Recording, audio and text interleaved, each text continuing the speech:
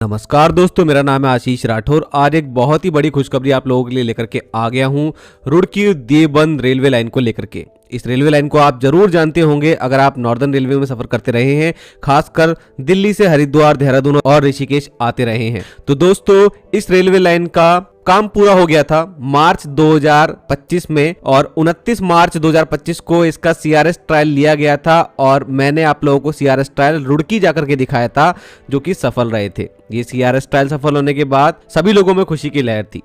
तो दोस्तों, इस रेलवे लाइन के बारे में थोड़ा आपको समझाता हूं और इससे रिलेटेड क्या बड़ी खुशखबरी आखिरकार आ चुकी है, जिसका इंतजार लोगों को लगभग 20 सालों से था, वो आप लोगों को आगे बताऊंगा।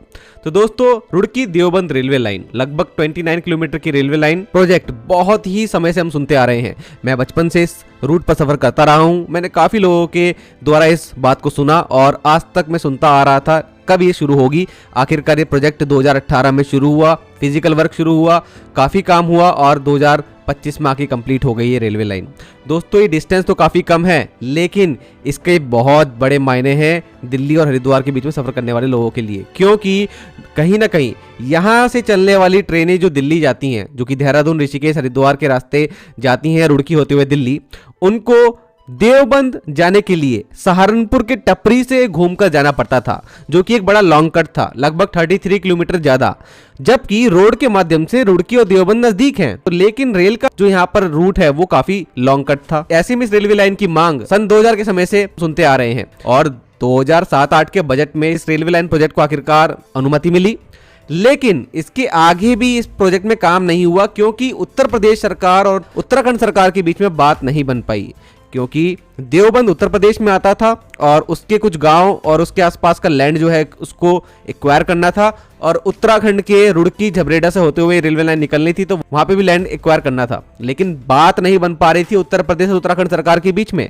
आगे चल करके जब दोनों ही राज्यों में एक ही सरकार आई, तो ऐसे में इस रेलवे लाइन को आखिरकार हरी झंडी मिली। लेकिन थोड़ा दुखद है, बहुत पहले इस प्रोजेक्ट को पूरा हो जाना चाहिए था, लेकिन काफी देरी हुई। वर्ष 2018 में इस पर काम शुरू हुआ।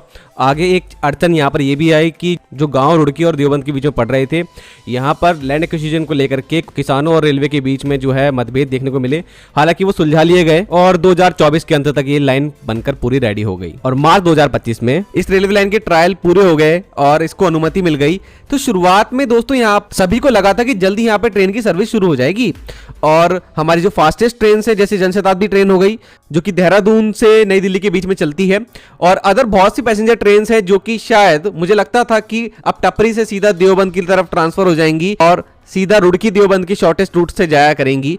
तो ऐसा होता नहीं दिखा और आज दिसंबर का समय आ गया और अभी तक इस रेलवे लाइन पर सिर्फ एक ही काम होता दिखा, वो है फ्रेट ट्रेन का ऑपरेशन। मतलब सिर्फ मालगाड़ियां ही यहाँ से गुजर रही थी। लोगों में थोड़ा रोष भी बढ़ा, लोगों के सवाल भी आ रहे थे, क्या ये रेलवे लाइन सिर्फ मालगाड़ियों के लिए ही बनाई गई है?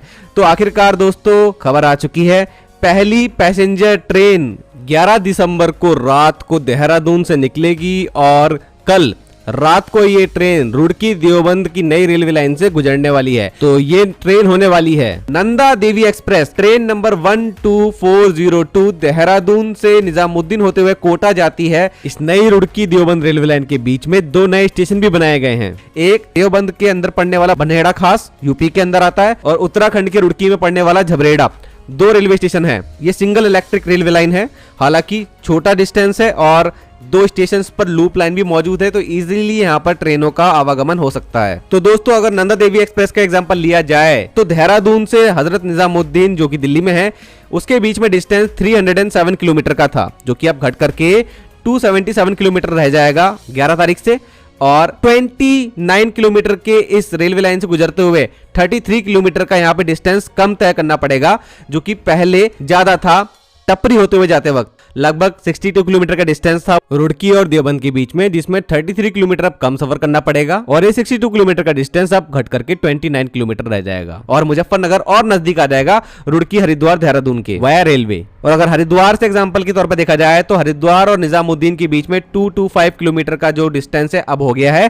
पहले ये 258 किलोमीटर था इस ट्रेन के लिए और 33 किलोमीटर का डिस्टेंस कम यहाँ पर भी होता दिख रहा है। और जो आप लोग अभी देख पा रहे होंगे NTES में यहाँ पर आप लोगों को अपडेट होता हुआ दिखेगा डिस्टेंस। मुजफ्फरनगर में पहले 176 किलोमीटर होते थे जब हम देहरादून हरिद्वार से यहाँ पहुंच रहे होते थे, अब वो 146 किलोमीटर दिखा रहा है 11 तारीख से। लेकिन दोस्तों सबसे बड़ा जो चेंज आना चाहिए था वो टाइमिंग में आना चाहिए था। यहाँ तक मुझे लगता था आधे घंटा या उससे ज्यादा का समय बचना चाहिए अगर फास्ट ट्रेन यहाँ पे चल रही है। और नंदा देवी एक्सप्रेस एक बहुत ही ज्यादा अच्छी फास्टेस्ट ट्रेन है वंदे भारत ट्रेन के बाद, इसको ही मैं फास्टेस्ट ट्रेन मानता हूँ इस रूट पर।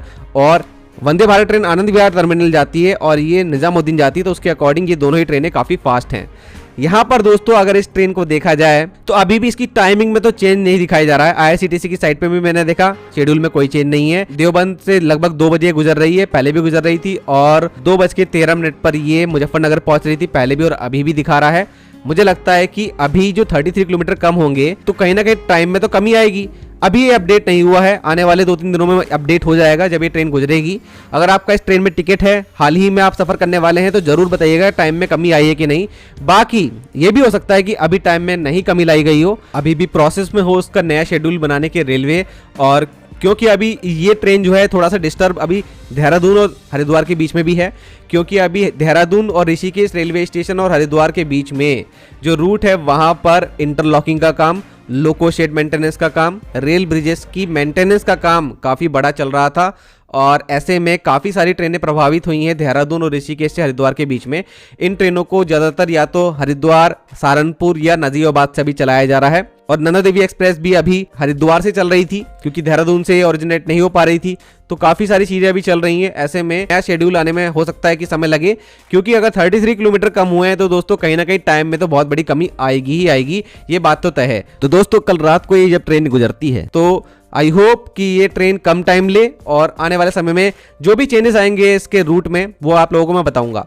बाकी दोस्तों इसके साथ में रेलवे ने ये भी जानकारी दे दी है कि और पैसेंजर ट्रेनें जो कि आने वाले दिनों में देवबंद में भी रुकती हैं वो इस शॉर्टेस्ट रूट से देवबंद जाया करेंगी, ये भी होने वाला है। तो और ट्रेनें आने वाली हैं, ये भी बड़ी खुशखबरी दोस्तों आ गई है रेलवे की तरफ से। तो दोस्तों आप भी बताइए आप लोगों की कौन सी फेवरेट ट्रेन है जो यहाँ से गुजरनी चाहिए, और दिल्ली देहरादून के बीच में जो कम टाइम ले आप चाहते हो दिल से, ऐसी कौन सी ट्रेन हो सकती है। और बताइए किस ट्रेन को सबसे ज्यादा फायदा होने वाला है रुड़की देवबंद रेलवे लाइन का। तो दोस्तों सभी अपडेट्स के लिए जरूर मेरे चैनल के साथ बने रहिएगा। आज के लिए इतना ही। वंदे मातरम, भारत माता की जय।